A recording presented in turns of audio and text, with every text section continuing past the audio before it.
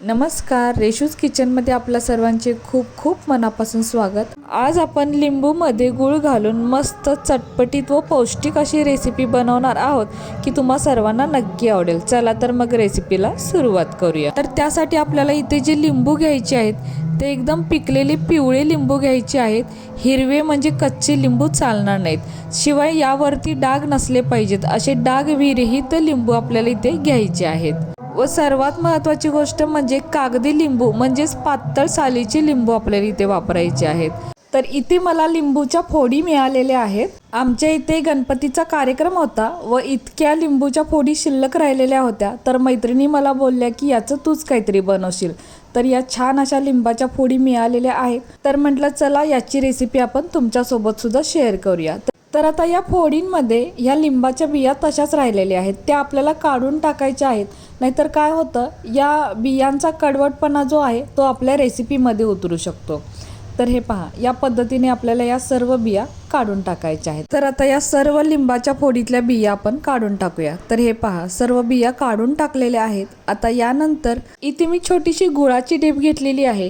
तर गुळ आपल्याला चिरून किंवा किसून घ्यायचा आहे। तर मी गुळ इथे चिरून घेते, किंवा याऐवजी आपण गुळ पावडर वापरली तरीही चालेल, किंवा गुळाऐवजी आपण इथे साखर वापरली तरीही चालेल। पण गुळ वापरल्यामुळे काय होतं, रेसिपीची पौष्टिकता अजून वाढते व इथे गुळ सुद्धा पटकन चिरून होतो। तर हे पहा, अजिबात वेळ लागत नाही। तर इथे मी अर्धा किलो गुळ घेतलेला आहे। तर इथे अंदाजे 10 ते 12 लिंबाच्या फोडी आहेत, म्हणजे 10 ते 12 लिंबू आहेत, त्यासाठी इथे अर्धा किलो गुळ वापरलेला आहे। 5 ते 6 लिंबूसाठी आपण पाव किलो गुळ हे प्रमाण ठरवू शकतो। आता यानंतर एक कुकरचं भांडं घ्यायचं व यामध्ये आता या सर्व लिंबाच्या फोडी तसेच चिरून घेतलेला गुळ सुद्धा घालायचा व यानंतर एका चमच्याने हे सर्व एकत्र चांगलं मिक्स करून घ्यायचं। लिंबू व गूळ कुकरला लावल्यामुळे काय होतं, एकतर गूळ लवकर मेल्ट होतो म्हणजे विरघळला जातो, आणि लिंबूचा रस व गूळ हे अगदी एकजीव होतात, म्हणून हे आपल्याला कुकरला लावून घ्यायचं आहे। आता हे चांगलं मिक्स करून झालेलं आहे। यामध्ये पाणी जाऊ नये म्हणून वरतून हे झाकण लावायचं व यानंतर आता इथे कुकर घ्यायचं व यामध्ये आता थोडं म्हणजे मी 1.5 पेला पाणी ओतलेलं आहे। आता यामध्ये गूळ व लिंबाचं मिश्रण ठेवूया व यावरती झाकण ठेवून आता कुकरला टोपण लावून घेऊया। आता कुकर आपण गॅसवर ठेवूया व मीडियम फ्लेमवरती आपल्याला इथे 4 शिट्ट्या करून घ्यायच्या आहेत। आता इथे कुकरच्या शिट्ट्या झालेल्या आहेत। मी भांडं बाहेर काढलेले आहे आणि बघू शकताय लिंबूच्या रसामुळे गुळाचं सुद्धा पाणी झालेलं आहे, म्हणजे गूळ पूर्ण विरघळून गेलेला आहे। आता इथे लिंबाच्या फोडी शिजलेल्या आहेत का ते आपण चेक करूया। तर हे पहा, छान अशा या फोडी शिजलेल्या आहेत। एकदा आपण सालसुद्धा चेक करूया। तर हे पहा, लिंबाची सालसुद्धा शिजलेली आहे।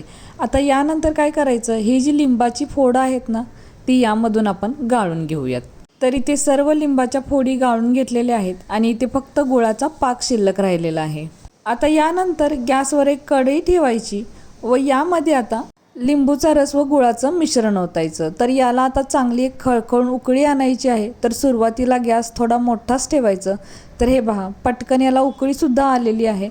तर बघू शकताय गुळाचे खडे पूर्णपणे विरघळून गेलेले आहेत। तर कुकरला हे अगदी झटपट काम होतं। तर आता यानंतर याला एक चांगली खळखळून उकळी आणायची। तर हे पहा, अशी उकळी आल्यानंतर आपल्याला हे जे लिंबू आपण बाजूला ठेवले होते म्हणजे लिंबाच्या फोडी त्या यामध्ये घालायच्या व पुन्हा एकदा यामध्ये चांगल्या मिक्स करून घ्यायच्या। तर लिंबाच्या फोडी आपण आपल्या आवडीप्रमाणे करू शकतो, म्हणजे छोट्या मोठ्या किंवा अगदीच अर्धे लिंबू ठेवले तरीही चालतील। आता यानंतर यामध्ये 1 चमचा जिरा पावडर घालायची, त्यानंतर 2 चमचे मीठ घालायचं। तर मिठाचं प्रमाण इथे थोडंसं जास्त ठेवायचं। त्यानंतर 3 चमचे लाल तिखट घालायचं। तसेच आपण काश्मीरी लाल मिरची पावडरचा सुद्धा वापर करू शकतो, याने कलर सुद्धा खूप छान येतो। तर आता हे पुन्हा एकदा सर्व एकत्र चांगलं मिक्स करून घ्यायचं। तसेच गॅसची फ्लेम आपल्याला इथे हाय ठेवायची आहे, म्हणजे मोठी ठेवायची व हे जे आहे ते आपल्याला आटवून घ्यायचं आहे। तर आता आपल्या लक्षात आलंच असेल की आपण इथे काय बनवत आहोत। तर इथे आपण गोड लिंबाचे लोणचे बनवत आहोत। तर हे बनवायला अगदी सोपं आहे आणि कमी साहित्यात बनतं, शिवाय इथे आपण तेलाचा जरासुद्धा वापर केलेला नाही आहे। आता हे फक्त आपल्याला इथे आटवून घ्यायचं आहे। तर हे लिंबाचे लोणचे खूप पौष्टिक असतं लिंबू आपल्या आरोग्यासाठी किती महत्त्वाचा आहे हे आपल्याला माहितीच असेल. व्हिटॅमिन सीने भरपूर असलेला हा लिंबू खूप महत्त्वाचा आहे. यामुळे आपली इम्युनिटी पॉवर वाढते व बऱ्याच आजारांपासून आपण लांब राहतो. त्याच्यामुळे जेवणामध्ये हे लिंबाचं लोणचं असलंच पाहिजे. आपण जेवणामध्ये लिंबू बऱ्याचदा वापरतो, पण त्याचा वापर फक्त रसापुरता होतो, म्हणजे आपण लिंबाची साल फेकून देतो. पण या रेसिपीमध्ये मात्र अगदी लिंबू पूर्णपणे वापरला जातो. याची सालसुद्धा आपल्यासाठी खूप महत्त्वाची असते, खूप पौष्टिक असते. तर पावसाळा किंवा हिवाळ्यामध्ये लिंब थोडीशी स्वस्त असतात, तर या दिवसांमध्ये आपण हे लिंबाचे लोणचे बनवून ठेवू शकतो व अगदी वर्षभर आपण हे खाऊ शकतो. म्हणजे अगदी वर्ष हे लिंबाचं लोणचं छान टिकलं जातं, तितकं आपण व्यवस्थित वापरलं तर. म्हणजे पाण्याचा वापर आपल्याला इथे अजिबात करायचा नाही. तर याला कलर किती छान आलेला आहे पहा. आणि हा जो गुळाचा पाक आहे तो पहिल्यापेक्षा थोडासा आटलेला आहे. म्हणजे सुरुवातीला एकदमच पाण्यासारखं पातळ होतं, ते आता थोडंसं घट्ट झालेलं आहे. तर गॅसची फ्लेम मोठी ठेवूनच आपल्याला हे अजून थोडंसं आटवत राहायचं आहे आणि हे सारखं ढवळतच राहायचं आहे. तर अगदी थोडंसं सरसरीत असं हे मिश्रण झालं पाहिजे. म्हणजे एकदमही घट्ट करायचं नाही आणि खूप पातळ ठेवायचं नाही, अशी आपल्याला कन्सिस्टन्सी ठेवायची आहे. कारण थंड झाल्यानंतर हे अजून जास्त घट्ट होतं. तर आता हे पहा, अजून मी थोडंसं इथे म्हणजे मी अजून एक 2 ते 3 मिनटं याला थोडंसं आटवून घेते. तर हे इतकं आटवायला मला 15 मिनटं लागलेली आहेत. तर कुकरला लावल्यामुळे हे काम अगदी झटपट होतं. तर हे पहा, आता हे अजून थोडंसं घट्ट झालेलं आहे, कारण तसं ते गरम आहे, पण अगदीच खूप गरम नाही. तर अजून थंड झाल्यावरती ते थोडंसं अजून घट्ट होतं. त्यामुळे आपल्याला ठेवताना अशीच कन्सिस्टन्सी ठेवायची आहे. तर आता यामधलं थोडंसं लोणचं मी एका वाटीमध्ये काढून घेते.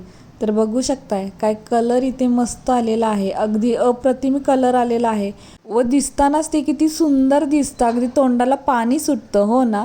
आणि तितकंच ते टेस्टीसुद्धा आहे बरं का. नुसता वरण भातासोबत जरी हे लोणचं घेतलं ना, इतकं अप्रतिम वाटतं, असं खूप टेस्टी वाटतं. तुम्ही एकदा नक्की करून पहा. शिवाय पौष्टिक आहे. आपण इथे साखरेचा तर अजिबातच वापर केलेला नाही. करायला खूप सोपं आहे, तितकंच ते टेस्टी आहे आणि अगदी कमी साहित्यांमध्ये बनतं. घरचे सर्व अगदी आवडीने नक्कीच खातील. तर तुम्ही एकदा नक्की बनवून पहा.